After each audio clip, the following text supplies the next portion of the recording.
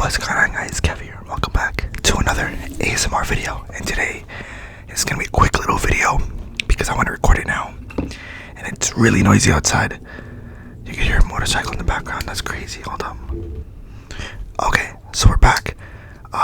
This is my post-match analysis for Inter against PSG, the Champions League final. I did not watch the final. Basically, I had a graduation party, so I was waiting for my friend to pick me up because I asked him to pick me up because there's no parking, so I was not going to take any car. Plus, I was going to drink a little bit.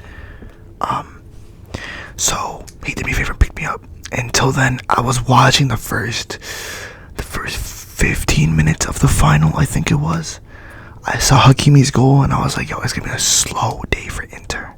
Really, really slow day. Of course, knockout-wise, let me say this really quickly. PSG beat Brest in the playoffs, which is crazy. They were 8th place and they reached playoffs. City could have knocked them out, but they pulled a Manchester City. So they beat Liverpool, Pens, I believe it was.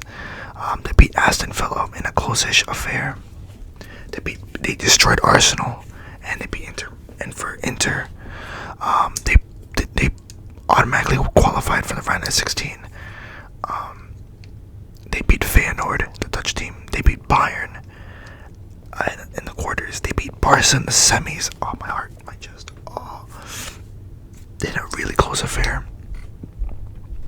And then they beat PSG, battered them in the final.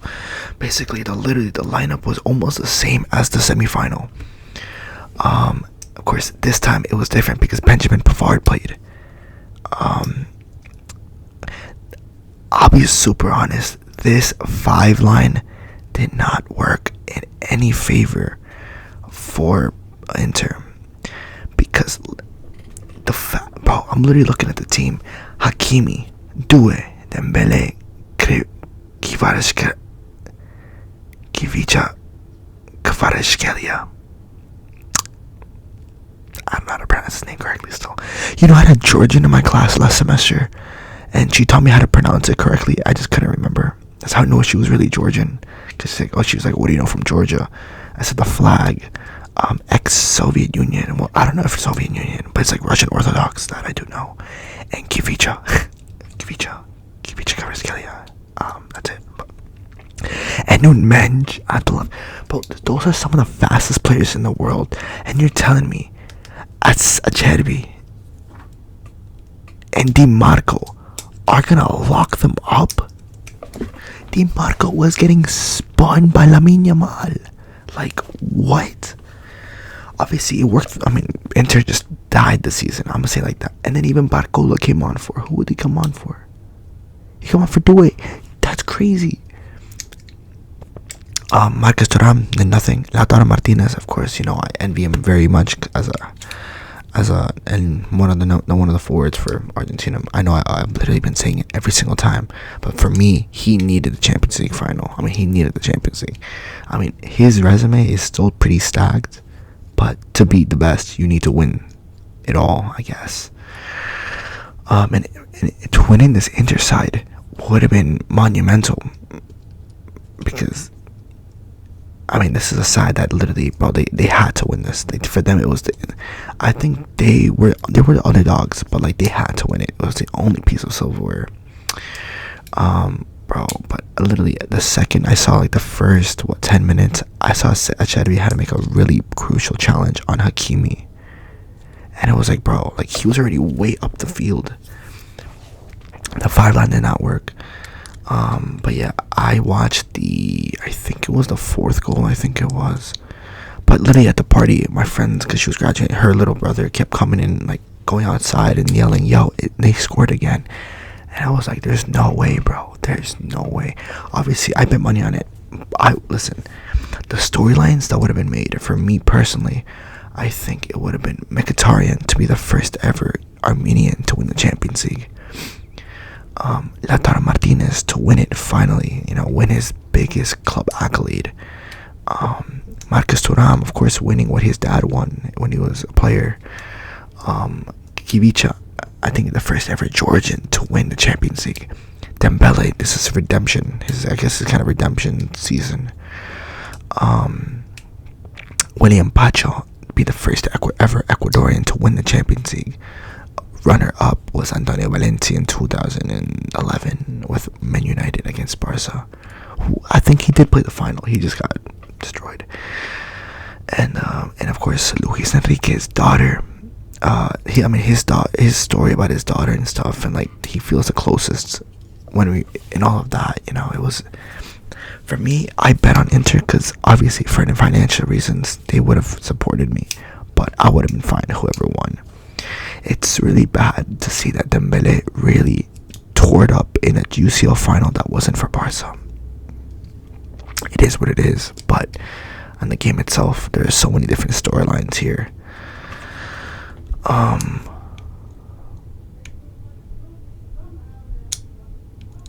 That's why I can't record early. It's literally only 8 p.m, bro, and people are just yelling outside like crazy.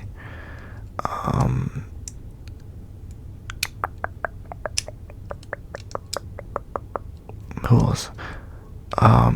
Okay, speaking about this, Doué won the young player of the tournament, which honestly, I could say this as a biased Barca fan, but really, like, I think Lamine Yamal had a bigger impact. I know everyone's talking about goals and he's in the final, but still, bro, like, I think this season in the Champions League, does it tell me? His season in the Champions League. It doesn't give me like a in general. 1,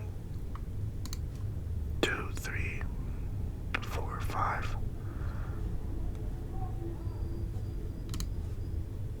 8 goal contributions in the Champions League this season.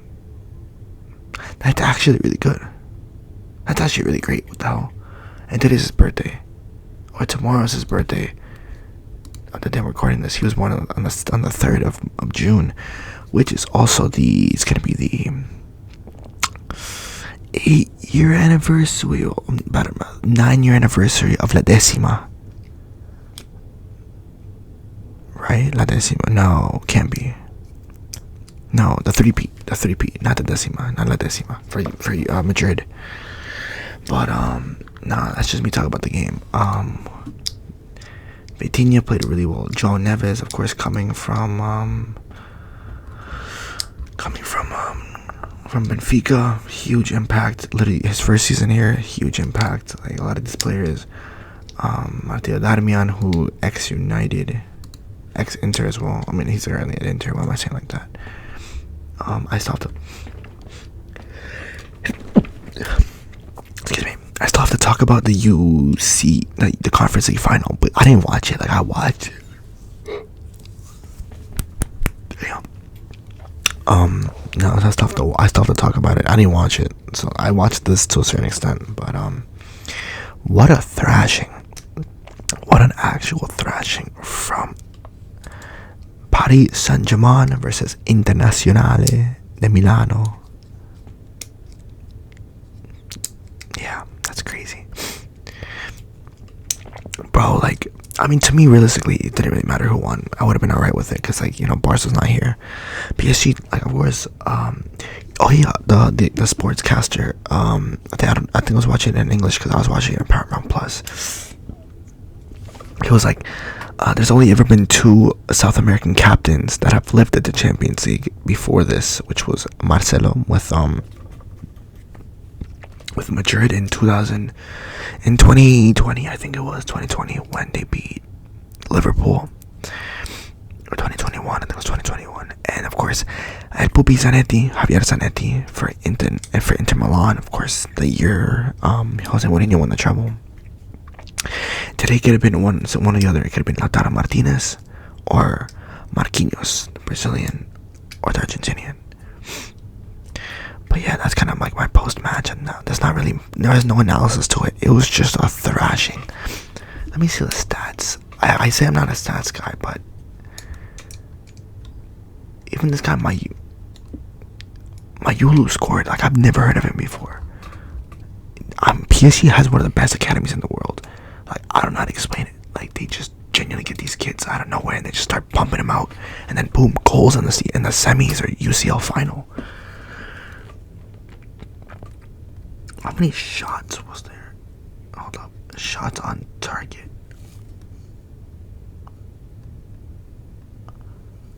Yo, wait. Lautaro Martinez had no shots on target. That's crazy. Also, yesterday was the CONCACAF Champions League Cup final between Vancouver Whitecaps and Cruz Azul. Absolute thrashing. Thrashing.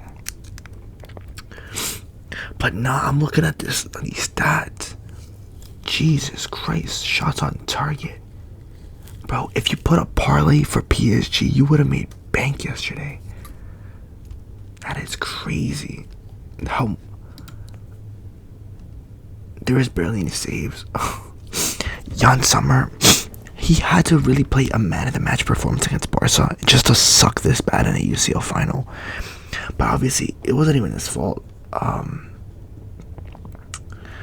I mean, to a certain extent, it could be. Obviously, he's the goalkeeper, but like, bro, the second I saw the first 15 minutes, even the 2-3 minutes after Hakimi scored, bro, I knew it was over. The way that PSG were running for every ball, and there's even a video where Luis Enrique is battering Mbappe for not tracking back. And what does Mbappe do? Not track back. But you see Kavicha freaking at the 75th minute running back. Ousmane Dembele waiting for Jan Sommer to even touch the ball to start running at it. Like, it's crazy. This is a winning team. We'll see what all of them do in the offseason, in the sense of, they have the Club World Cup. They're favorites. Like, there's no other team, probably Madrid, that are favorites. But, of course, we got to see what they all do in the current FIFA window. Marquinhos, of course, is playing against Ecuador. I hope Ecuador wins, because obviously, he's playing against Pacho, ironically, in Guayaquil, which is not in Quito because of the altura, because I think a lot of Ecuadorian players, since they all play in Europe now, it takes them a little bit of time to get used to the altitude again. A lot of these guys are playing Nations League. Almost all of them are playing Nations League. The Dutch, the Portuguese, Armenia, and Turkey, they're just there. But yeah, but there was a lot to play for. And I think Inzaghi, he left. Does it tell me? Simone Inzaghi left. That man left. Like, I think he's rumored to go to Al Hilal. I saw it like an hour ago. Yeah, gang, crazy. And of course, AC Milan, their new manager is not Inzaghi. What's his name? Allegri. So we'll see how that goes. PSG. I mean, I have a PSG jersey. I never bought the Messi one because I didn't really like it. Like, it was just white. But I have this one. It's the one. Give me 1 second. Actually, let me go get it. It's this jersey. Like, it's this jersey. This is the first season that Neymar was there. This is such an iconic jersey. Like, for edits. Cut in Peru, of course. Cavani in the back. Ironically, I have another Cavani jersey for Boca, and ironically, I mean, Cavani is so unlucky. But, like, seriously, like, wait, where was he going with this? Nah, it was just a thrashing. Like, PSG, they deserve to win this. Like, there's no cheating, there's no nothing, bro. That's a disgusting domination. But yeah, if you guys enjoyed the video, leave a like, subscribe. I have a lot. I want to do a month straight of uploads. So I'm accumulating some uploads. I'll post this. I'll probably post it whenever I get it uploaded, and probably upload it by like 10 p.m. or I could start on the 3rd. We'll see how that goes. But yeah, it's been Kev. I'll see you guys when I see you guys.